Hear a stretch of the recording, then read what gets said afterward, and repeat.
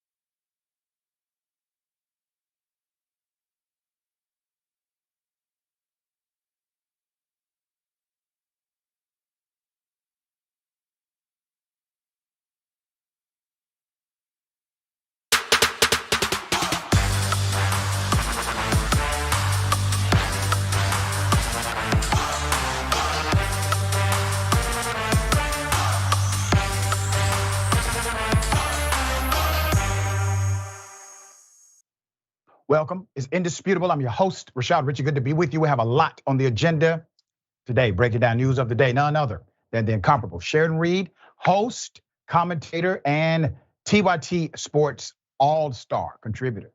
Always fascinating to have on the program. Great breakdown, as usual.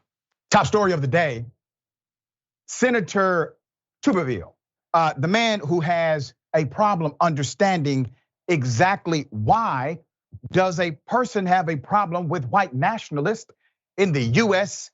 military. Here's the first video. Clarify some comments you made recently on white nationalists serving in the military. For those who are watching, if they haven't heard your remarks, this is what you said. Do you believe they should allow white nationalists in the military? Well, they call them that. I call them Americans. Do you want to explain those comments, Senator? Yeah, first of all, I'm totally against any type of racism, okay? I was a football coach for 40 years, and I dealt and had opportunity to be around more minorities than anybody up here on this hill. But when our military has been attacked, was being attacked after 9/11, after January the 6th, and that was my first day on the Senate floor, I thought it was outrageous of what senators from the Democratic side, Chuck Schumer said on the floor that night, calling out people, calling people racist, calling people nationalists, white nationalists. White nationalists is just another word that they want to use other than racism. I'm totally against anything to do with racism. But the thing about being a white nationalist is just a cover word for the Democrats now, where they can use it to try to make people mad across the country, identity politics. I'm totally against that. But I'm for the American people. I'm for military. I'm for Christian conservatives, Democrats, whoever wants to be in the military to fight for this country, to protect this country. That's what it's all about. But just to be clear, you agree that white nationalists should not be serving in the U.S. military. Is that what you're saying? If people think that a white nationalist is a racist, I agree with that. I agree they should. A white nationalist is someone who believes that the white race is superior to other races. Well, that's some people's opinion. Whoa, I got more video, by the way. Let me unpack the way so far. First of all, when posed with the question, based on his own response in an interview where the question was posed in context, sir, do you have a problem with white nationalists being in the U.S. military? Well, I call them Americans, end quote.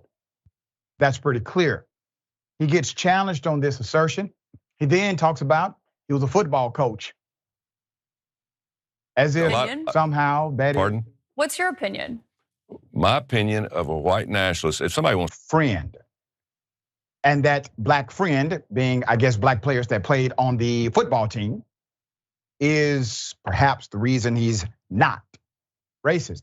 And if you notice, he had a psychological slip. It's very, very subtle. He referred to January 6th initially as 9/11.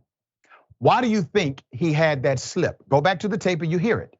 He had that slip because in the neurons of his mind, he associates what happened on January 6th to a terrorist attack.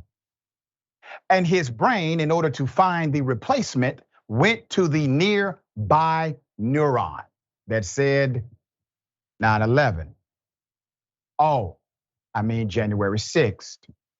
That is your connector. He knows good and damn well what happened on January 6th was in fact a terrorist attack. He's simply gaslighting. And then he said, well, white nationalist or white nationalism is a word they want to use instead of racism. Correct. It is actually interchangeable, Senator. Here's more. Pardon? What's your opinion?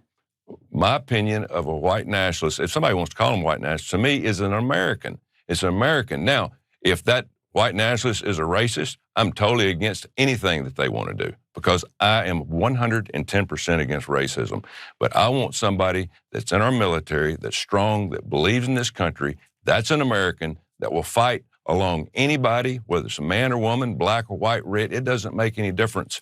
And so I'm totally against identity politics. I think it's ruining this country, and I think that Democrats ought to be ashamed for how they're doing this because it's dividing this country and it's making this country weaker every day. But that's not identity politics. You said a white nationalist is an American. It is identity politics. You said a white nationalist is an American, but a white nationalist is someone who believes horrific things. Do you really think that's someone who should be serving in the military? Well, that's just a name that has been given. I mean, it's not. It's a real definition. There's real concerns about extremism. So if you're going to do away with most white people in this country out of the military, we got huge problems. It's not. We got huge problems. It's not people who are white. It's white nationalists that have a few probably different beliefs. Right? That have different beliefs. Now, if racism is one of those beliefs, I'm totally against it. I am totally against racism. But there's a lot of people that believe in different things. Is racist, Senator? Well, that's your opinion. That's your opinion. But if it's racism, I'm totally against it. I am totally against any type of race, or any type of racism. I don't care what it's in. Okay, Senator Tommy Tuberville, thank you for your time tonight.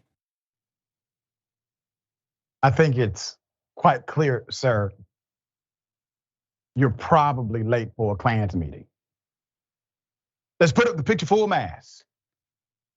This senator, U.S. senator, is out of Alabama. He has defended white nationalists in the past. He talks in circles, as you can see. Appearing on the debut of CNN's The Source on Monday, this senator was posed a question by Caitlin Collins about his past remarks regarding white nationalism. Let's go ahead and make it very clear. How is white supremacy defined or white nationalism defined? The belief, the theory, or doctrine that white people are inherently superior to people of all other racial and ethnic groups, and that in order to preserve their white, European, and Christian cultural identities, they need or deserve a segregated geographical area, et cetera, et cetera. These things are quite clear. The argument that the senator is posing to the world is that somehow, basically, if a person is in the KKK, that doesn't necessarily mean that they are in fact, well, racist. Maybe they have a different ideological point of view. You know why we are aware, Senator, that there are many racist individuals in the US military? Because members of the military told us by way of anonymous survey. They made it very clear that the majority of members who serve are quite aware that racism is alive and well in virtually every rank of the US military and operations connected to the US military. To ignore those individuals would be to ignore the reality of America. That is exactly what you're doing. It's changing the narrative in real time. That's why they say history is actually his story. All right, Sharon, nobody's going to be outraged on the right. Nobody will call for his resignation in the US Senate because being openly racist has all of a sudden, once again, become normative. What are your thoughts? That's right. And the Klans meeting is an excusable absence in today's Senate. So there's that, Dr. Ritchie. Senator Tuberville is against a woman's right to an abortion. He is against diversity and inclusion training in the military. He does not believe in climate change. And you know what? He's done nothing. I don't understand why he gets this 24/7 platform every time he opens his mouth and proves that you can be that ignorant and ascend to the US Senate. I don't know why he's mentioning coaching either, Doc, because you know how many coaches are racist? I once had a coach who put up fried chicken in front of a black teammate to see if he would eat it. Okay, wow. It just is what it is. Wow. We covered a few months back a well-known and well-respected coach out of the state of Georgia who coached basically all black children. And then all of a sudden he comes to Atlanta, makes racist videos. It hits the media. Somebody leaked him. He was known to be racist according to parents that said they had affiliation with him, but he was a football coach of black students. There you have it. All right. Hell of a thing. A police officer, being a coward, decides to shoot and kill a golden retriever who's simply being playful. I want to go to the video first. Here it is. All right. Let's put up the. Let's put up the video. Do we have the video? Okay. In the viral video, we have the screenshots. The officer is seen being approached by one dog before it runs off. Seconds later, another dog runs to the officer. He is then seen wielding his gun and firing multiple shots at the golden retriever. Once again, the golden retriever was not attacking anybody. The golden retriever was not attacking the officer. The golden retriever was doing what golden retrievers do. They get excited when they see human beings. They get excited. They like them. And he decided to do the unthinkable. Dixie was the name of the golden retriever, a 3-year-old retriever that died of his injuries. Since the incident, a petition has now been launched for the removal of the accused police officer, whose name is Elliot Palmer. The petition has so far reached over 31,000 signatures. Let's put up the officer involved. The officer is heard on the video calling in more police assistance due to the number of people in the area. The woman is heard screaming at the officer, stating the dog was harmless and requesting his name and badge number. Palmer has since been placed on administrative leave. Rally held in the town for Dixie. Let's put it up. And you see the townspeople, well, there you have it. There is an ongoing investigation. I will say this, an officer who is so trigger happy that he goes into a community and decides to simply start shooting at a playful dog, kills him, okay? Community obviously comes outside and says, what the hell did you just do? Instead of understanding the position he has put them in, he then calls for backup as if he needs more cops to come and shoot people now. There is a community outcry because people care about their pets. I care about mine. But what happens beyond this moment? Is there an exhaustive investigation into other possible situations of misconduct? What we have seen routinely is that an officer who engages in this manner never really engages one time like this. It is usually connected to historical misconduct that must be reviewed, exposed, and investigated as well. I encourage the people of that community to not stop with just the pet who unfortunately died. There may be some unarmed black men in his past as well. All right, sharing thoughts. That's where I was going to, Doc. This man is dangerous. He's a dangerous perpetrator who needs to be off the streets. He treated the dog perhaps better than he would treat a black man, and it's disgusting. What we saw in the video is disgusting, okay? He's a wimp and a coward. That part, exactly. Okay, this is a hell of a story. The known racist, white nationalist, individual who believes in regressive policies to stop the progress of black people, Nick Fuentes. Well, they went on a podcast, and this is what happened. Well, you can say it. Say it. Come on, man. I want you to say it. For real. Yeah. What you got? You want me to say it? Yes. Is anyone gonna hit me if I say it? No. 2 hours. Come on, Nick. What you got? All right.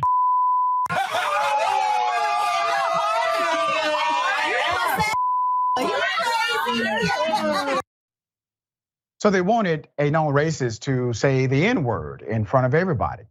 They decided to encourage him to do so, made it a game, a joke, something playful.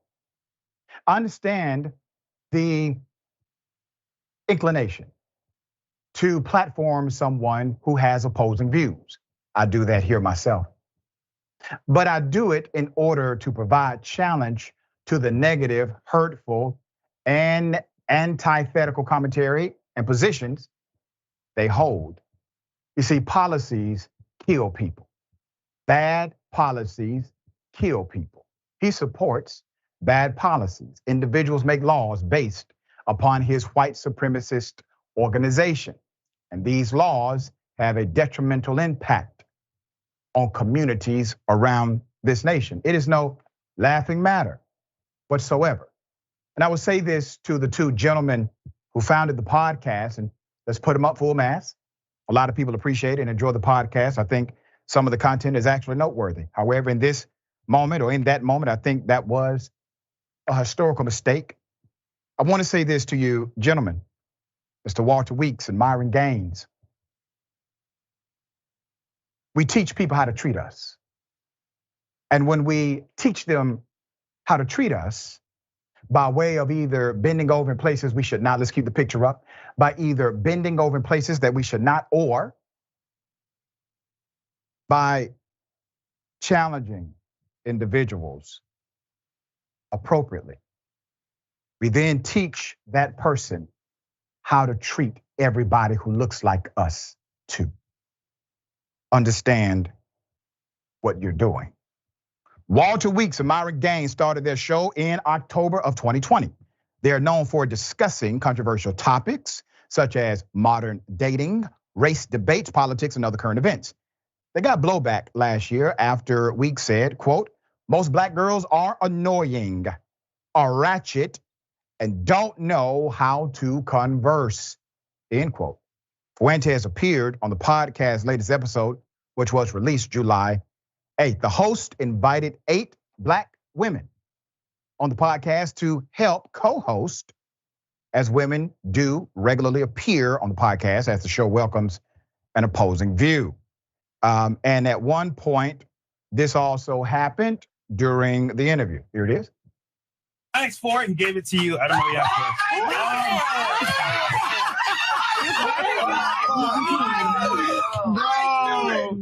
How do you find that? What is the point, Myron? What is the point? Bro, we're finished, bro. We're finished.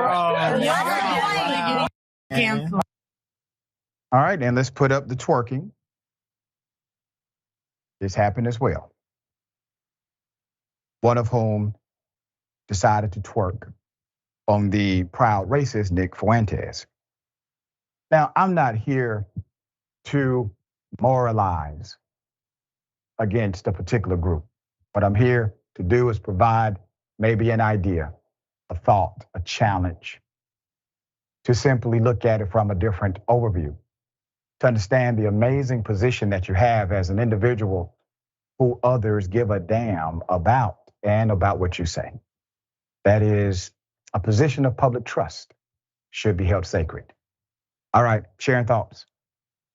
I like risk takers. I like people who go and swim upstream, but this is not what we're talking about here. These are bright guys, but they lack creativity. This is dumbing it down. That's exactly what it is. And it's also when you allow others to treat you this way, you're teaching yourself something too, Doc, as I'm sure you know. You're teaching yourself not to respect yourself, self-hatred. All of these things are what we saw on the screen there, mostly not creative and full of self-hate. All right, I'm sure there will be some level of follow-up. We will bring it as it comes. We got more on the other side. It's indisputable, stick and stay.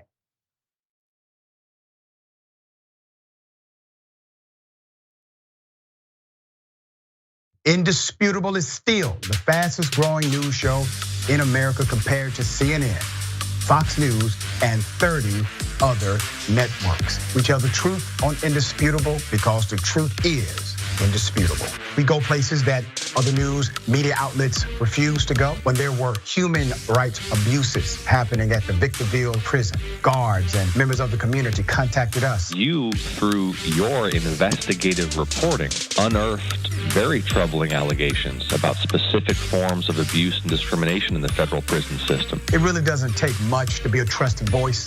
All it takes is to be fearless, report on matters, be an advocate. I called it the bullpen intentionally because it's a place of preparation. We present individuals who may have an opposing view, so we debate. Sometimes we interview individuals because their stories deserve to be heard. A survivor of significant police misconduct and his attorney.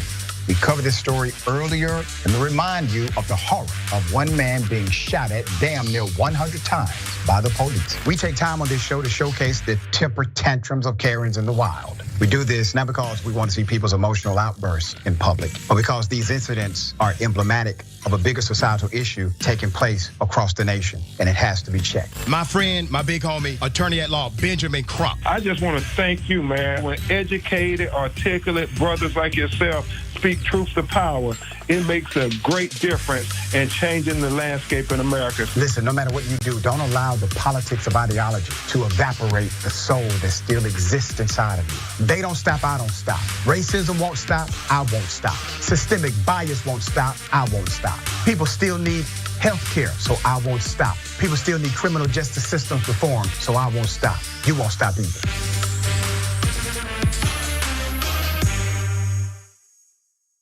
You're doing a show that's blowing the doors off everybody. Young Turks is the largest online news network, not a big deal. We're gonna rock the boat. We're gonna be counter-establishment. We're gonna tell people the truth to the best of our abilities. We're so sick of this corruption. We're not the robots on TV. I actually care about the news. Guilty, I care. Fourth day on Occupy Wall Street. Last night we launched Wolfpack. It's us pushing our ideas out there, trying to help the country in every way that we can, trying to make this place just a little bit better. Reporting from the Hillary-Bernie debate, I gotta be honest, you know what we do, we cover it for real. For us, this system isn't working. Free and fair elections. And when he told the cops that day, when they came to drag her away, and he said, if you're gonna chain her, you're gonna chain me. If you're gonna arrest her, you're gonna arrest me. Public opinion, your opinion, has zero effect on public policy. The richest people in the country, their opinion has a direct effect. Leslie Byrne, a Democrat from Virginia, describes that when she went to Congress, she was told by a colleague, quote, always lean to the green. And to clarify, she went on, he was not an environmentalist. Our government actively serves the richest and the most powerful and turns its back on everyone else. Finally end the corruption and get money out of politics. When I started, TYT had already been around for 5 years. It was very possible that it was just gonna crumble and fall apart. Long before I started working here, I listened to years of TYT. I came in as a college kid at SC. I was trying to get into broadcast. I was in a family that thought we were liberal Republicans. I wish I could sit down with people and give them the opportunity to get to know me on a deeper level. We moved generations. Am I proud of that? Hell yeah, I am.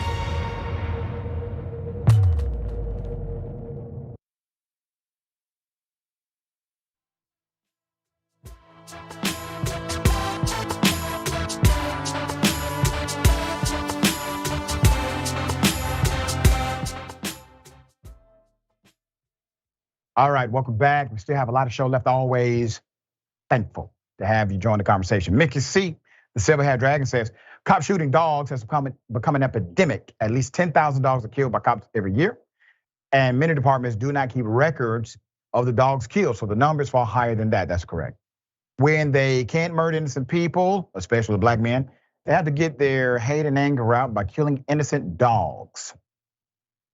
C. Michael Henson, thank you, C. Michael. Tuberville said, quote, if it's racist, I don't support it. The anchor tells him that it's racist. And he says, that's your opinion. You ain't fooling us. That's right. Well said. And Perry Anderson about the podcast. These mofos are trash can juice, Black Cars Revoked. All right. Got something for you. Ladies and gentlemen, I wish a Karen would. You want to call the police on them for having a barbecue on a Sunday. I feel free. Back off. I'm going to tell them there's an African-American man threatening my life. Call the police. Max, please call the police. Can you please move out of the area, sir? If it's before 9 o'clock in the I'll morning, ask you to leave. This is dangerous. Provocateur. Can you move, please? Why don't you stop provoking people? I'm not provoking you to get out of this area. Everybody standing here with white skin, being a white South African, with your East European cronies. Where's the jobs for the English boys? Racist. Come in here, undercutting all our workforce. Off back to South Africa, cheapskate. You're gonna get yourself. All right, I know this is kind of confusing. Okay, I'm trying to figure it out myself. So let's put up the picture full mass. The individual pictured here, he is our male Karen. According to what we can conclude from the narrative and those who opined, he is being xenophobic. He is harassing construction workers, and he is adversarial to their brand of whiteness. His brand of whiteness obviously is superior. This is probably a first of this type of Karen encounter we've seen on Indisputable. We are realizing that Karenicity is actually, ladies and gentlemen, evolving. All right, Sharon, it was real simple. The construction team was there. He figured or assumed that it's just too early to do construction. So he's going nowhere. Thoughts? Well, I'm glad you cleared it up, Dr. Ritchie, because at first I did, and I mean this, I thought it was a Borat skit, and I was looking for the next installment to come out. I did, because he does that risque or something racist thing. And I thought, well, this is interesting, and he's really done himself up this time. A fool. Now that we know, indeed, it's a male Karen, they're gonna do what they wanna do, and you will play by their rules, and that's that. That's it. No, nope, no. Yeah, all right. Okay, very interesting. A 13-year-old girl punished for her hairstyle. Let's put up the institution full mass here. And let me give you the background. A black 13-year-old child, and the child's mother, they have now accused Bar Beacon School in the UK of racial discrimination and said her daughter was singled out because of her hairstyle. The schoolgirl spent 2 days in isolation. You heard me correctly, 2 days in isolation because of, and I quote, inappropriate hairstyle, according to the school. The student had braids with added red hair to attend a wedding, but the mother said some of her white classmates also have dyed hair, but they are not punished due to their dyed hair. The school said its policy was administered equally to all pupils. The student and the mother speak out about the incident. Being in isolation meant Mila missed lessons, school lessons, break times. Instead, had to work alone from books until she could go home at the end of the day. So they put her in actual isolation. I get really stressed out over it, Mila said, adding, made her feel very self-conscious about her hair. They're telling me to take it out and put my hair in a bobble, but I don't like it in a bobble, she said. Her mom, Carrie, said it was not right. Mila was a good child, and she gets good grades. She gets good reports, but for 2 days, she's in isolation because of her hair, she said. It's absolutely disgusting. Previous incidents involving the student's hair in 2022, Mila was called out for another braided hairstyle, which had not been colored at all, which led Carrie to believe she might be a victim of discrimination rather than just a strict adherence to policy. Let me give you the response from the school. While Matrix Academy Trust, which runs the school, said it could not comment on individual cases, it said it had very high expectations of pupils, and any pupil with brightly colored hair will be asked to remove the hair color. A spokesperson added the trust strongly denied there was any race discrimination. Now let me dissect the response from the institution.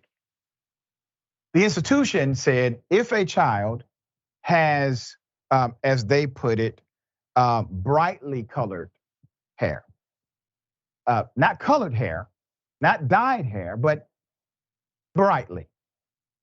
That's the line, brightly dyed hair, yes. They will ask the student to remove said dye. Well, in this case, this is for the institution. That is not what happened.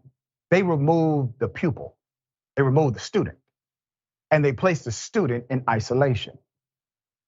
And according to your own policy, the institution broke policy in 2022 when the student only had braids with absolutely no hair color. And there was a penalty even then in 2022, according to the mother. So how do you reconcile that 2022 dilemma and this dilemma you have current? And in order for it to be enforced equally, well, you cannot have what's called a subjective standard. You see, saying bright colors is a subjective standard. Maybe if you say this color, and this color, at least it's objective, even though it is still discriminatory. But to just leave it open provides opportunity, well, for what you have today. A spokesperson for Matrix Academy Trust highlighted its uniform policy, which stated hair color and high fashion hairstyles are not permitted, end quote. All right, let me go ahead and once again highlight your own policy to the institution. Your policy says hair color. That's it. Hair color and high fashion hairstyles. What the hell is a high fashion hairstyle? But let's not even deal with that. Let's deal with the fact that your policy says hair color and nothing else. The mother has already gone on record and said there are many white students that dye their hair and they do not get suspended. They're not put in isolation. They're not kicked out of the institution. Your own policy says you have a prohibition against hair color, not against braids, but against hair color. So if the issue is hair color, why did your spokesperson misstate the policy in the beginning by saying bright or brightly colored hair? Because you're trying to cover your ass. That's why. We see through the foolishness. All right, there's more.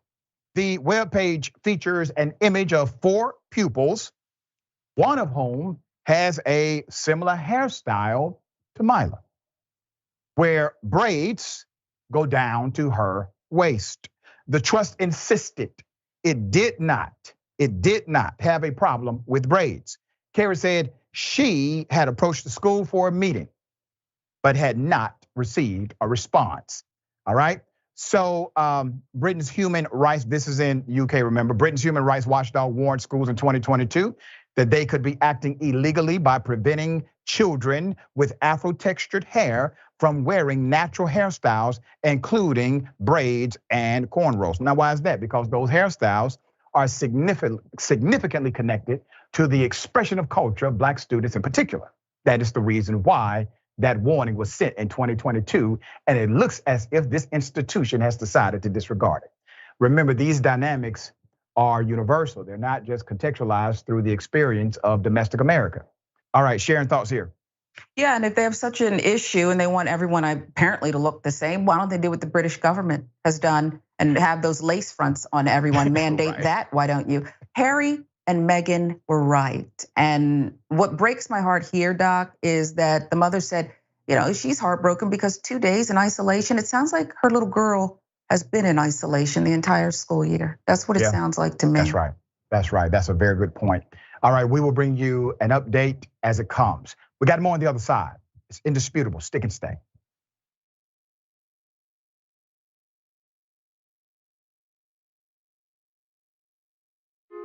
Hey everyone, Matteo Scarapore here, author of Black Buck, which is Shop TYT's first fiction book ever. I'm honored. So, Black Buck is about a young man named Darren who's living in Bed-Stuy, Brooklyn. He lives with his mom, he has his girlfriend, he has his best friend, he has his neighborhood, and his neighborhood has him. Darren's also working at a Starbucks in Midtown Manhattan. And one day, this man, real suave and good looking, comes in and asks Darren to give him his regular. But for some reason, Darren says no.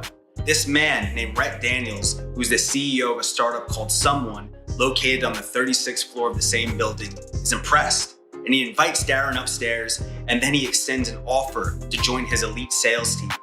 Darren reluctantly joins, and he soon realizes that he's not the only Black salesperson there. He's the only Black person in the entire company.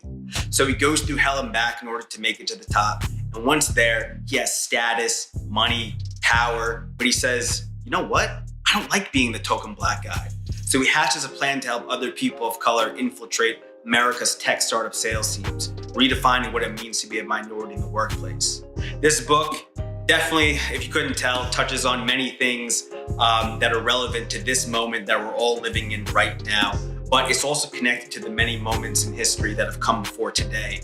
I hope that you read it. I hope that you enjoy it. And if you want to order a copy, go to shoptyt.com. Thank you, be well, and happy 2021.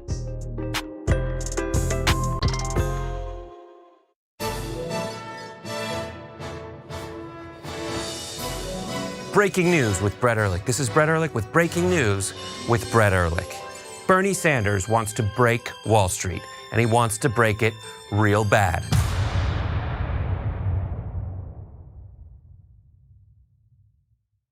Don't allow the powerful to see you feeling hopeless. Even if you do feel hopeless, wallow in your pity and your misery. And I believe me, I do it all the time in the privacy of your own home. But never let them see that they're getting to you. Never let them think that we're gonna give up or that we feel defeated or deflated. You gotta put your game face on and you gotta keep fighting. The rest of the news media says you should not fight for positive change. If you do, you're not really a reporter or a journalist, because reporters and journalists don't care what happens. I don't agree. That's not written anywhere. That's not a law. It's just a rule that they invented so that reporters didn't actually challenge the people that are in power. Well, we don't agree with that. We think we should challenge the people in power, that actually makes you a better journalist, not a worse one.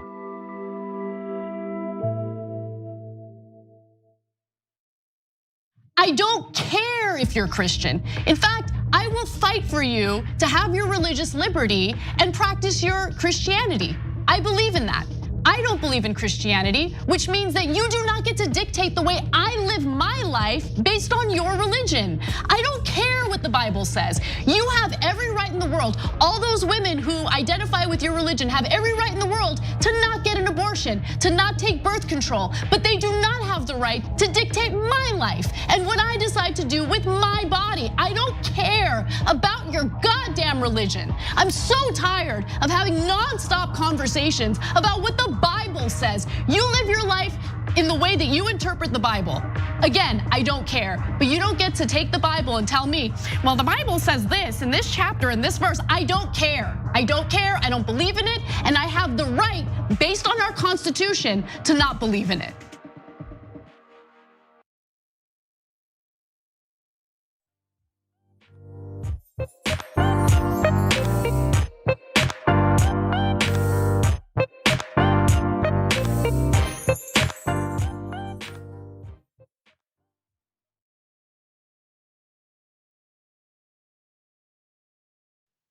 All right, welcome back. We have a lot of show left. Let me read some of these comments before I do that. Let me remind everyone, $4.99 membership, all right? TYT members make our show possible.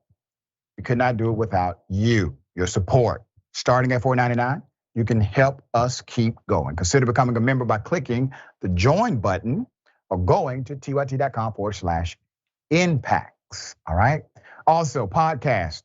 Don't forget, if you missed the live show, you can always catch the entire program on Indisputable on Apple Podcast or anywhere you get your podcast from. Search for Indisputable, click follow, rate us 5 stars if you believe in us, all right? We'll appreciate you in advance. Okay, let's go to Biden flavor corn pop about the mail Karen. Why doesn't he walk in the wet cement like that last mail carrier did and stay there in the sun for a while? YouTube, Adam Scott, the man needs work so he can only afford a towel that's half of his wardrobe. I was trying to stay away from that. I didn't know what was going on with the towel and being outside. That's a no-no. YouTube member, Soul Life, 7 months. Thank you so much for your continued support. Are you available anywhere outside of TYT and XM Radio? Yes. News and Talk 1380 WAOK. You can find that at radio, the Odyssey app, WAOK.com as well. 7 a.m. to 10 a.m. live, Monday through Friday. And Twitch, Neon Death 07. I did braids when I was younger and female role playing. I never had any school administration, admin or teachers say anything to me. Must have been my white skin. Interesting. Okay. The My Pillow man. He is having a dumpster sale because all of his products are trash. Let's put it up full mass. So he's saying, well, according to the Star Tribune, Mike Lindell's company, MyPillow, is auctioning hundreds of surplus equipment as a result of loss in revenue reports. According to the report, items such as sewing machines, industrial fabric spreaders, forklifts, and even desks and chairs are up for auction on a website called K-Bid. This comes after the MyPillow chief executive officer in May asked the public to buy stock in his business, Lindell TV, to gain back the millions he spent in an effort to overturn the 2020 election. Oh, sweet black Jesus. The auction also comes after an arbitration panel ordered Lindell in April to pay $5 million to a software developer who debunked his false 2020 election claims. He's out here living reckless, ladies and gentlemen, reckless. Now, sometimes people push back when I mention that I do believe, fortunately, that Mike Lindell is back on crack. He actually talked about his crack addiction during an interview. We played that interview before. I'm not making that up. You can find it, it's there. Notice when you do, he is calm. He is saying things that make sense. He's actually quite charismatic and charming in that interview. Because I believe in that interview, he was no longer on crack cocaine. I do think he has relapsed on something. He needs to get help. But instead, he was exploited by the right, by Donald Trump and his own bigotry. According to Star Tribune, when the CEO was asked if pending lawsuits have negatively impacted sales, Lindell replied, "Of course." However, referring to the arbitration panel's order, Lindell said, "The $5 million is the lowest one," adding, "I will be vindicated in every single one." It was a massive, massive cancellation.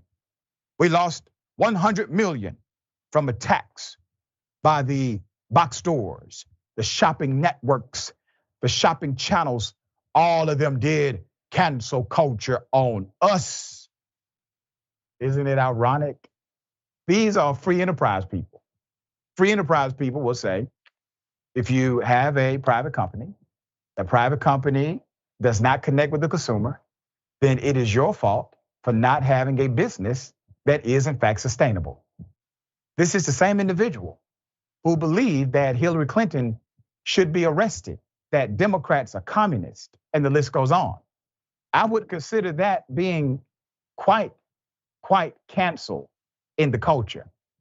And if you want to talk about cancel culture, sir, there is no greater expression of cancel culture than that of what white Americans attempted to do to black people here in the United States of America. I would call that an engagement of cancellation in the culture, but we did overcome. There's more. The ongoing controversy over Lindell's false 2020 election claims has forced major shifts in his business, noting after some shopping networks dropped his products, the company has moved to direct sales, shooting new television commercials and trying to boost its presence through email marketing, radio spots, and direct mailing. Let me remind you of some of the things he said that got him deplatformed from some of these private entities. Here it is. They did this because I'm revealing all the evidence on Friday of all the election fraud with these machines. So I'm sorry if you think it's not Mike, real. can I ask our producers, can we get out of here, please? I don't want to have to keep going over this. Actually, we at Newsmax have not been able to verify any of those allegations that you're Mike, hold on a second. Everybody hold on a second. Mike, hold on 1 second. Let's talk a little bit about just what is happening overall in terms of censorship. Why did the host leave? Because he did not want to be party of a lawsuit. That's a wise man. Well done. That's what he's not party of a lawsuit. All right, Sharon, it is interesting to me that these individuals who will claim, pull yourself up by your bootstrap. You have all the opportunity in America you need as soon as they are faced with the penalty of their own publicly submitted commentary. They then start crying like, Yeah, It's the tale of two Americas, Dr. Ritchie. I too do not believe he's ever officially beat addiction. He's just moved from one to another, from coke to crack to gambling, foreclosure. His wife left him, and now he is addicted to these conspiracy theories, and it's sad. This is a sad tale, and I'll just end it with a question. How much longer before we find him under a bridge, nestled inside of one of Hillary's baskets of deplorables? That's what's probably imminent. He may be there. All right, we'll give you any update that comes out of this madness with the My Pillow Man. Who would have thought the damn My Pillow Man would be such a pivotal figure in the Christian conservative movement? Amazing. Okay, San Bernardino police accused of work discrimination. You don't say. Police officers discriminate against cops? Well, yes, let's put it up for a mass. Hell of a thing. The San Bernardino police lieutenants, Brian Pellis and John Vasek, allege in a lawsuit that they were disciplined, demoted, or reassigned to less coveted duties for speaking out against racist and unethical practices by the department's highest ranking members. Keep their pictures up, because you may be looking at two heroes in law enforcement.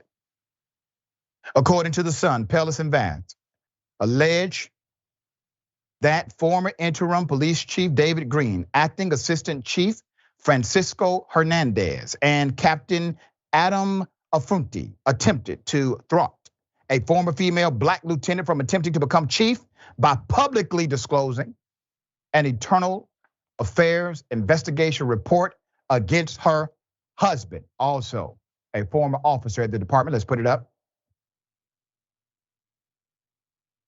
Green is no longer on active duty, taking a medical leave. According to the suit, Hernandez still serves as acting assistant police chief, and Affronti is captain of the department's administrative services division. Captain Nelson Carrington said, according to the lawsuit, which was filed May 17th in the Superior Court of San Bernardino, it targeted an African-American female because of her race and her gender, as well as her husband, who is not black. Green made it clear he wanted to derail any efforts by three black former SBPD lieutenants to return to the force as the next chief of police. The lieutenants allege Hernandez's goal was to alter the internal affairs report to add a sustained allegation of dishonesty against the husband of former Lieutenant Shauna Gates, making the report eligible then for release to the public under Senate Bill 1421. You see the move they made? Okay, they adjusted it to make sure it could be released. Vasek alleges he was retaliated against for refusing to participate in the alleged scheme by Green, Hernandez, and Affronti. He claims he was stripped of coveted assignments and reassigned as a watch commander, a position typically relegated to sergeants of lower rank. It was clear the city council was eager to have a black police chief. Green, according to the lawsuit, made it clear to his executive staff members that they needed to find a candidate who was more acceptable than the three former department employees vying for the job. Green also allegedly discriminatory comments. Green made a comment to Pellis in which he referred to an African-American who was late to a meeting as being on CPT for colored people time. According to the lawsuit, he also referred to female human trafficking victim as whores and made derogatory comments about people who perceived disabilities, people with perceived disabilities. The suit also alleges. Let's put up the chief. Chief of Police Darren Goodman has yet to publicly comment on any of these incidents. We are waiting on a direct public comment from the police department. So you have individuals who are well aware of the internal structure of their system of operation. These officers of high rank, which means they've been there for a while, they know a thing or two, they have absolutely seen a thing or two. But for some reason, when they were approached to lie on a black officer, a black woman. A couple of them grew a conscience, and they said no. They refused to participate. I'm going to say this to you gentlemen. Let's put up the pictures again. And this is for all officers who watch this show. I know a lot of police officers watch the program. I appreciate the love that you show me throughout the nation. Good cops are good cops, okay? You don't have to be. Let me put it another way. Maybe you haven't always been a good cop. I have conversed with some of you as well. But you are becoming one today. That means you will be put in positions where the individual who put you in the position assumes that you are still a bad cop. One of the dynamics that may have helped here is when you were approached to do this against the woman, immediately expose what was happening. Immediately expose it. Waiting allowed them to create a narrative against you all. So I'm saying this for you. If it happens, understand that once you engage in the protection of those that they would like to come against, you are now their enemy as well. And they will coordinate and conspire in the same way they attempted to recruit you to conspire against another. Expose them immediately. It protects you, protects citizens, protects your colleagues, and in some way, it actually will help restore the industry known as policing in America. Sharing thoughts here. These are good men. Those men you put up are good men, and they are fighting against an almighty force. Because just as racism is infectious, Dr. Ritchie, anti-racism can be too. And when I say they're fighting against something mighty, 34 years ago, I'm just looking at the LA Times, a headline, January 20th, 1989, the FBI will investigate the writing of racist letters that warned 2 Black Bernardino police officers against seeking promotions to corporal. They are swimming upstream, brother. Yep. Upstream. That's right. Well said. Thank you for that historical context. We got more on the other side. It's indisputable. Stick and stay.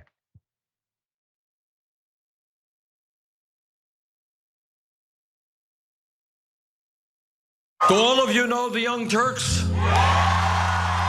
An outlet like yourself that are willing to cover this story from the very beginning. You have the Young Turks and a bunch of other progressive forces saying this is the time to fight for our values. And I think right now there are a lot of progressive voters, many leftists who feel like they don't have a home. And this is why what Cenk and the Young Turks are doing is so important. What we've done is sustainable, slow, healthy growth. And I think that's the way news should be, where you don't rely on sensationalist stuff. You don't lean on whatever's trendy in the news at any given moment.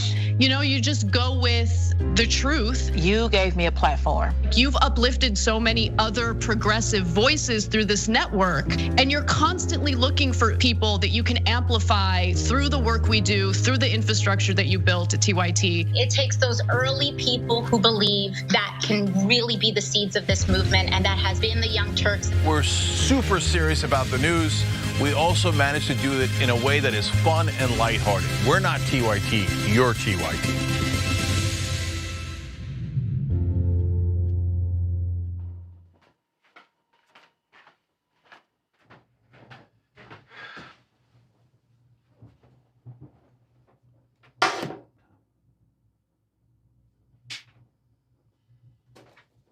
Welcome to the Damage Report. I'm John Idarola. This is gonna be a big one. Meanwhile, in the Arctic, you know where this is going. You watch the Damage Report, the Arctic's on fire. Obviously, why would we be talking about the Arctic except to tell you that it's melting once again? The Republicans aren't that interested in it. I wonder why. Lift out of poverty up to 3.7 million people, including an estimated 1.3 million children. Hashtag save the children? Not if it costs money. I mean, come on. Cenk Uygur joins us. We are progressive and unapologetically so. Very happy to say that millennial and Gen Z generations are massively progressive along with us. Lynn, do you support Donald Trump? Yes, I like Donald Trump. Well, that's why we think you're racist. The 5 Black kids in Central Park did not commit the rape. He said, who cares? Keep them in prison anyway. They probably did something. He's a terrible guy. Very fine people on the side chanting, Jews will not replace us. Called Latinos criminals and rapists. The most important part is we've got to fix it. And fixing it means you have to acknowledge the problem. They don't value black lives. They don't value poor lives. And anyone who's against Black Lives Matter is a racist piece of crap, including Donald Trump and nearly every Republican politician in this country. You're a full-blown racist if you still don't believe it, and you still don't want any reform, and you still don't want any justice.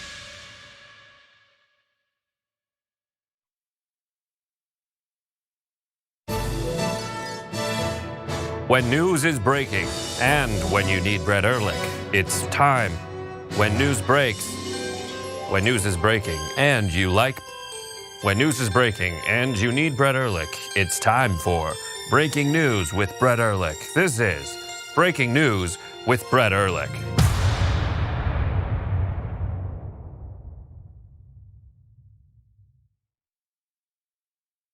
I'm back to gaslighting. Did you and I talk about gaslighting on Old School? Probably. That boss gaslit all his female employees. People who manipulate others like that make you feel like you're the weirdo. Why won't you punch yourself in the face? What is wrong with you? And you're like, oh my God, I feel so bad. Why didn't I just punch myself in the face and poke my eye out? I'm 47 and I just figured it out like earlier this year. You figured out somebody was doing it to you or that you were that it was that it had been happening my whole life and I didn't realize.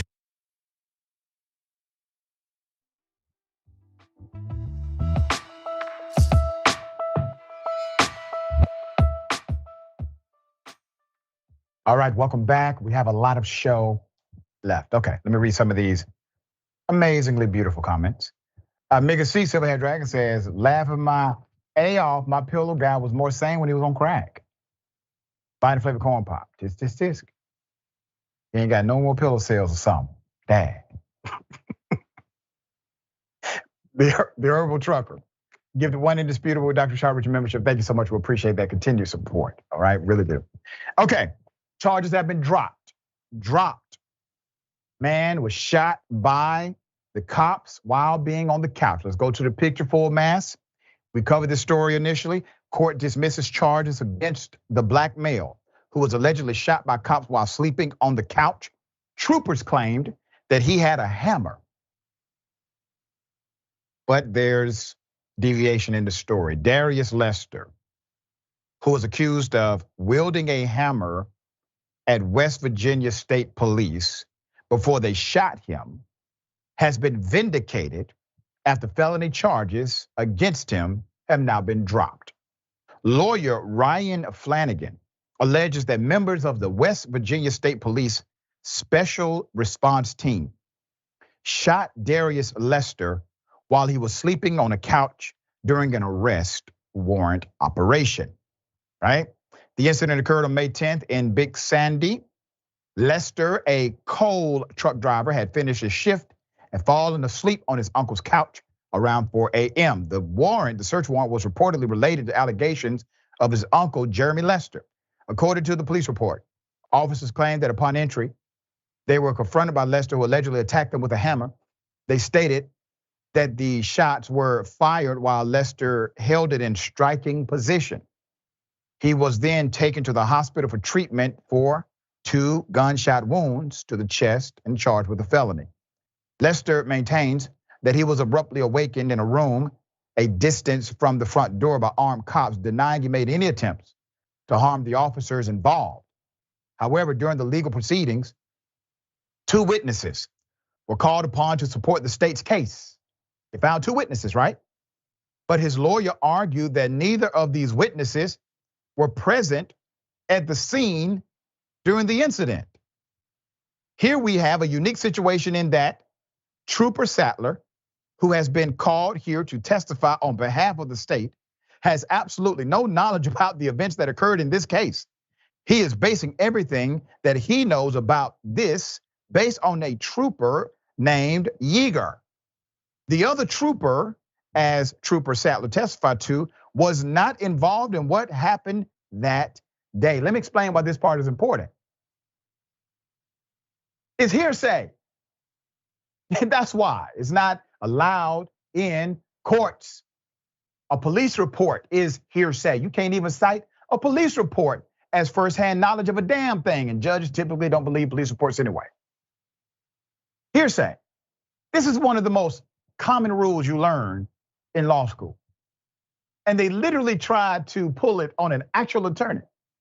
Now, why do you think they tried this? Why do you think they attempted to do it? Because they've gotten away with it before, especially if someone is unable to, let's say, afford legal representation, or maybe they get appointed a legal counselor who doesn't give a damn about actual advocacy, or perhaps they do not care about the individual accused. There's no way you try this and it's your first time attempting it. These are not witnesses. This is hearsay testimony, has to be stricken from the record, not allowable in court, and it's grounds for appeal if it ever becomes part of the evidence. McDowell County Magistrate Van Dyke announced that not enough evidence was presented to officially press charges against Darius. The magistrate added that the state could attempt to bring charges again if they could provide first-hand evidence, which would then make it non-hearsay. They tried it. The attorney made the objection for the record, and all of a sudden, everybody involved said, oh, never mind. Sharing thoughts. They tried to railroad this brother. They did, snoring while black. Can you imagine? You shot somebody who didn't deserve it, and then just to keep up the lie, you actually do pursue charges and bring a trooper in with his hat on and everything in uniform and think that's gonna fly. The only thing I do take issue with, Dr. Ritchie, the magistrate made the correct decision, but I think there should have been sanctions here. No, don't, you're not gonna pursue anything. There were no other witnesses except liars. Yeah. That's what should have been done.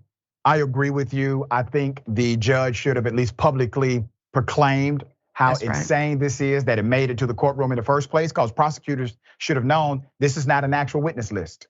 This is hearsay testimony, not allowable. All right, hell of a thing. A soccer coach discovered and is now exposed as a deviant predator. Put up the picture full mass. This is a hell of a story.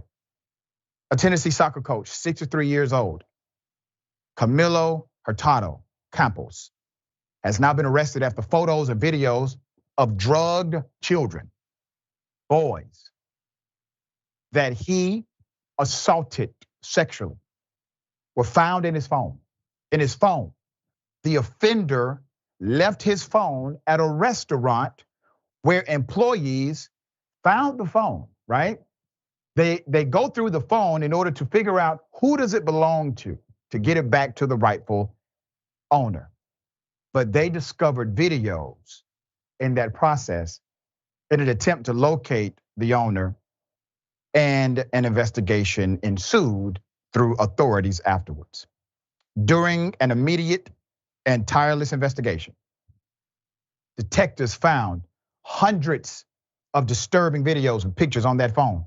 Franklin police said in a statement, in many of them, Campos recorded himself raping unconscious boys between approximately 9 and 17 years old. Campos, a resident in the area for 20 years, allegedly lured children into playgrounds, recruiting them to play for his soccer team. They trusted him. Once they trusted him, he brought them to his home where he drugged them and he violated them and recorded them. The police found video evidence on his phone. Video evidence of sexual abuse of at least 10 children. 2 of the victims have been identified thus far, and police are working to track down the rest. Detectives said the children are all unconscious in the videos and may not realize that they have been victimized. Campos is being held on charges of rape of a child, sexual exploitation of a minor. More charges are expected to be filed as the investigation continues. He has been a soccer coach for many, many years. I want to say this because when we do stories like this, it is to remind parents and youth workers, those that mentor, those that mother, those that father, those that guide. There are some real monsters in this world. And they come as angels of light, as messengers of goodness. But it's simply a facade. They affix themselves in positions of public trust around children so that they can lure them into their evil scheme. How did this happen? How did he get discovered? Because he left his cell phone. Employees go through it to figure out who does it belong to. And they come across these extreme videos. They may not be able to identify all of the children that he violated. But will there be at least an exhaustive investigation into all of his history? Every facility he has worked at, every team he has coached, every school he has affiliated with. It takes that kind of investigation to even attempt to find remedy, justice for what he has done. And for the state involved in the investigation and eventual prosecution, find these children, provide opportunities for counseling for these children. He's a monster, no doubt about it. But if you don't do what you need to do to make sure these children have a chance at life, you'll be a monster too. Sharing thoughts. 100%, I concur. He may be among the worst monsters that we've known, okay? And like Larry Nassar, okay? The monster who raped countless gymnasts. I don't believe that you're a coach for 30 years if you don't have someone else who knows and enables before divine intervention takes place and a group of people at a restaurant open your phone. Over 30 years, somebody else knew about this, okay? Yeah. And they've got to find them all and figure it out. That's right. That's the stuff we should all be upset about, pass legislation over, have press conferences over, make it an example of what you will not do to our children. Amen. All right, we got more on the other side. It's indisputable. Stick and stay.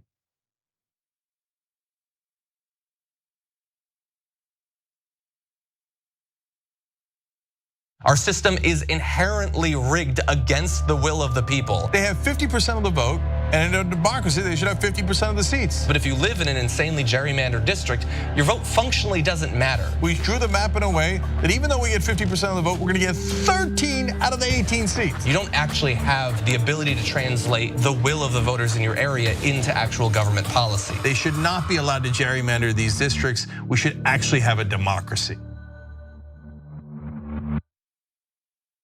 I've been honest with him. Like, yeah, I was upset with you and I should have done it. But instead I was like, I'm just trying to protect my engagement ring.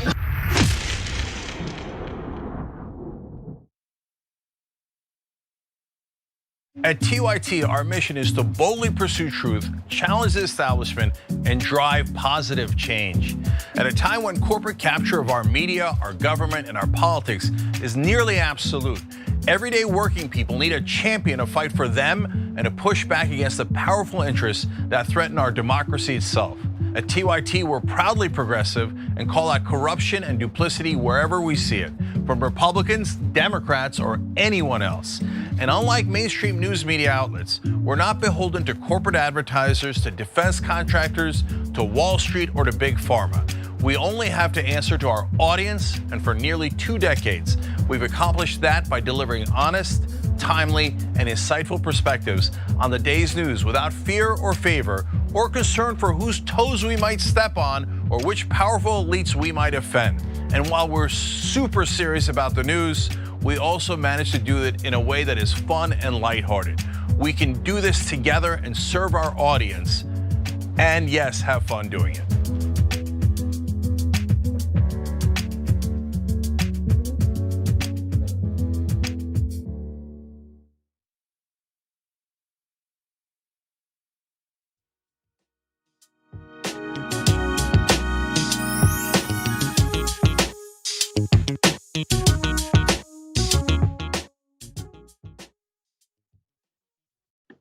All right, welcome back. We have a lot of show left. Let me go to some of these amazing comments, and I appreciate everyone in advance. All right. Don't forget about the podcast, all right? Anywhere you get your podcast from, you can watch Indisputable.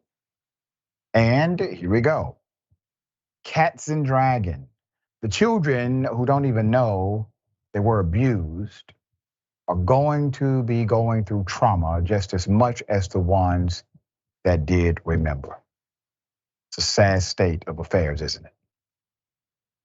I think this is Guillermo. Dude ain't even got a code lock on his phone. Bro, this world is crazy. This dude did all that ish.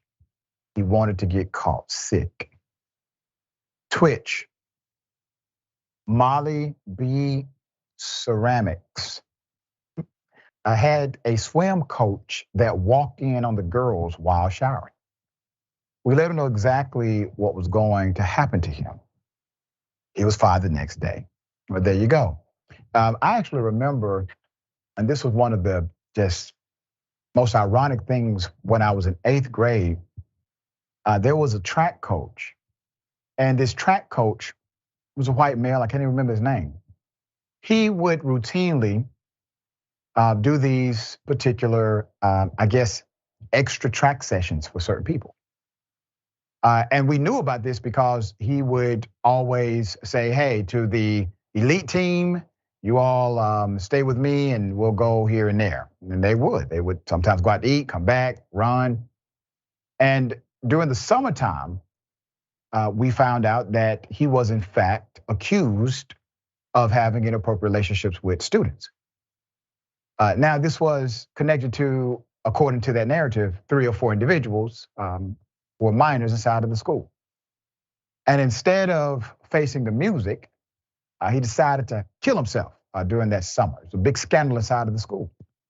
That was my first time ever having something like that hit that close to home. And when I tell you no one in the institution was aware, I'm talking about students. I don't know what all the teachers knew, but the students, as a student body, we had no idea this individual was a predator until it was exposed. All right.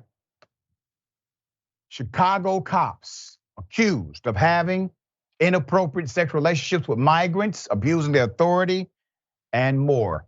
The Chicago Police Department says it is investigating an unspecified number. That means it's too many. An unspecified number of officers for misconduct following allegations they engaged in improper sexual relationships with newly arrived migrants. These allegations are under investigation with CPD's Bureau of Internal Affairs and the Civilian Office of Police Accountability. A statement from the agency said it is unclear how many officers were involved or whether any disciplinary action has been taken. The allegations were first reported in the Chicago Times. Hundreds of migrants have been staying in city buildings over the past several months since being bused to Chicago after crossing the Mexican border in Texas. The buildings include Chicago police stations, where migrants have spent weeks living on the floors while a long-term solution is worked out. At one point, more than 70 migrant families were sleeping at the city's 12th District Police Station. In a statement to CNN, the Chicago Mayor Brandon Johnson's office said it was aware of the investigation. Quote, the city takes these allegations as well as the care and well-being of all residents and new arrivals very seriously. We are monitoring the situation closely, but cannot comment further as this is the subject of an ongoing investigation by the Bureau of Internal Affairs and the Civilian Office of Police Accountability, according to the statement. Let's put up Karina Ayala Barmejo, president and CEO of the nonprofit Instituto del Progreso Latino, said housing migrants and asylum seekers in police stations were and was never a long-term solution, end quote, and urged city officials to proceed with increased urgency towards resettlement as soon as possible. These families need stability, safety, dignity, and respect, she said via email, adding that people who have experienced the trauma and are fleeing persecution are at an increased risk of abuses of all types. And let me remind everybody, that asylum seekers, that is a legal, constitutionally protected category of entry into the United States of America. And they are in Chicago because of the ridiculous politics of Texas, all right? But keep in mind, when a state, when a governor, when a senator decides to be adversarial to the dynamic of asylum seeking, it is contrary to the code of America. It is antithetical to America. There's more. Let's put them up. We've seen this clown before. This is John Catanzaro Jr., president of the Fraternal Order of Police, Chicago Lodge number 7. Said at this point, there is no validity to the complaints he called ridiculous, baseless allegations, end quote. There's an investigation of an allegation, period, he told CNN. He then described the migrant crisis in the city as a surreal circus that has turned police stations into playgrounds. I've seen bouncy horses outside police stations, he said. The solution really is to find an actual shelter and put these migrants in an area where someone can actually, address their needs. End quote. First Deputy Chief Administrator Ephraim Edie, let's put him up, the Civilian Office of Police Accountability, all right? This is a police oversight agency. They released a statement to CNN Friday that said, in part, and I quote, yesterday, the Civilian Office of Police Accountability, COPA, learned of sexual misconduct allegation involving officers of the Chicago Police Department assigned to the 10th District and a migrant temporarily housed at the police station. While COPA investigators are currently determining whether the facts and details of this allegation are substantiated, we want to assure the public that all allegations of this nature are of the highest priority, and COPA will move swiftly to address any misconduct by those involved. Now, I need to say this for those in Chicago who are trying to front lean the narrative in the way that it should be. Make sure your information gets to COPA. They just gave you a gem. Some people didn't catch it. COPA is saying we have allegation of one misconduct complaint. We are open for all of them. He just said that in a statement. Go back, look at it. So make sure that the multiple complaints that do exist, because the police department has already said it is an unspecified number. And we are not aware if discipline has happened or not to the officers that may have been involved. It is plural. COPA is telling you they have one complaint. Fix that. All right, sharing thoughts here. Yeah, and I don't know why we're talking about internal discipline, because it sounds like charges could be warranted in this case. And the FOP president, when he says it didn't happen, whatever, now we know it did. Okay, this is the same president that said, if you take a knee in support of Black Lives Matter, you're out of the lodge, okay? And I take issue with, this whole thing where we can't make any statements and it's under investigation. The media should have been all over it. They make statements all the time on pending cases. That's right. This definitely needs to be one of them. Sharon, you make such a compelling point. How many times have we seen mayors, police chiefs hold press conferences when a person has simply been arrested, or maybe they are being investigated, or there's a grand jury indictment? They will tell you what their narrative is. They will tell you their why. They will tell you why they are willing to prosecute. But all of a sudden, when it comes to corrupt cops, nobody's talking. Doesn't make sense to me. All right, police accused of framing a Detroit man for murdering children. It's a damn shame. Put it up, full mass. This story is going to make your blood boil. A Detroit man says police knowingly manipulated witness statements to frame him for the murder of a baby and a 10-year-old child. Kenneth Nixon was sentenced to spend life in prison after he was found guilty in 2005 of killing a 1-year-old and a 10-year-old in a house fire in Detroit. He was only 18 at the time. He even told the judge during the sentencing that he was, and I quote, about to sentence an innocent man to prison. He was only 18, he was a child. After the Cooley Law Innocence Project partnered with the Wayne County Prosecutor's Office. This is their Office of Conviction Integrity, to reopen an investigation into his case in 2021.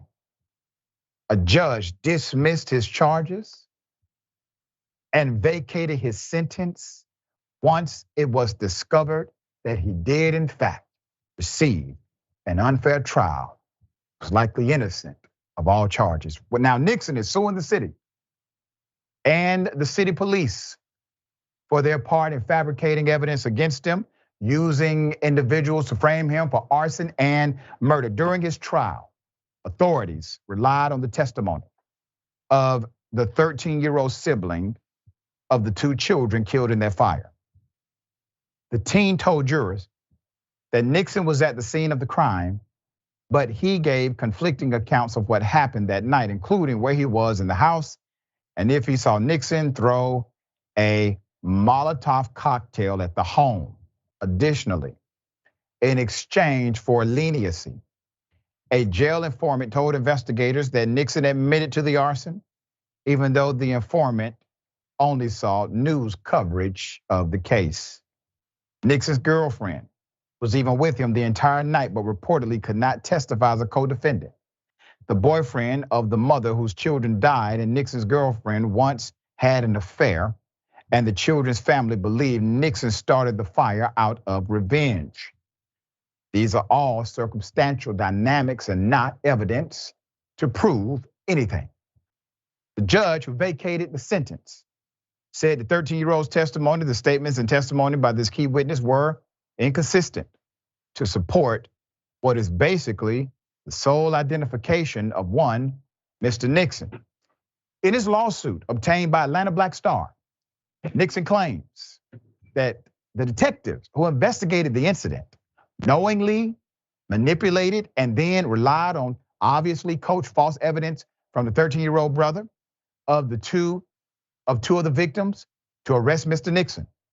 The suit also alleges that the officers coerced a jailhouse informant to give fabricated testimony and then deliberately concealed from both the prosecution and defense the manner in which that false evidence was created. Nixon also passed the polygraph test, according to the suit. But investigators lied and said he failed it. Let's put up a picture of Mr. Nixon. Dear brother, I hope that you receive all of the blessings that should come your way. He's suing because when there is no vigor from the state to investigate all of the fallacies that you have been presented with, the only way to get these individuals under oath is through civil court. So you have to sue them.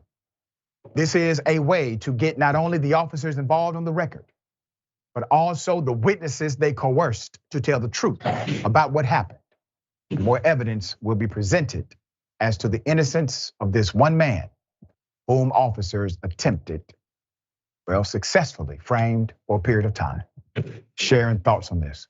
You keep talking about these reported crimes by people in uniform. These are crimes. I wish that they could be found out, and anybody who did what you describe must take his place. I don't even want there to be jails, but there's got to be some retribution here. I want to know the statute of limitations, okay? Because this is ridiculous. And there's one other thing, Dr. Ritchie, in the references there, the prosecutors were skeptical of the testimonies at the time. You don't have to go through with it, you know? You don't have to prosecute. You have discretion. We hear about that all the time, like the woman who blew a mother away over an iPad, hurling racist language through the door. Yep. Prosecutors have significant authority, significant power. And when you become a prosecutor, it's fascinating. You literally swear to do one thing: not to prosecute, not to win cases, not to charge, not to do grand juries. You swear to do one thing: to uphold and seek justice. But if you go to any prosecutorial office in this country, the star prosecutors are the ones who get the most convictions, not the ones who obtain the most justice. All right, Sharon, always a pleasure having you on the program. Tell people how they can follow you and check out your great work. TYT Sports, I'm hoping that you'll check out my latest installments. There's a whole new thing going on in the sports world that's kind of like Fox News, and you need to be aware, Dr. Richey, at Sharon Reed Live across all platforms as well. Thanks so much for having me. We appreciate you so much. Fascinating coverage on TYT Sports. We appreciate all you do. Remember, take care of yourself, take care of each other, take care of the planet. Remember, the truth is always indisputable.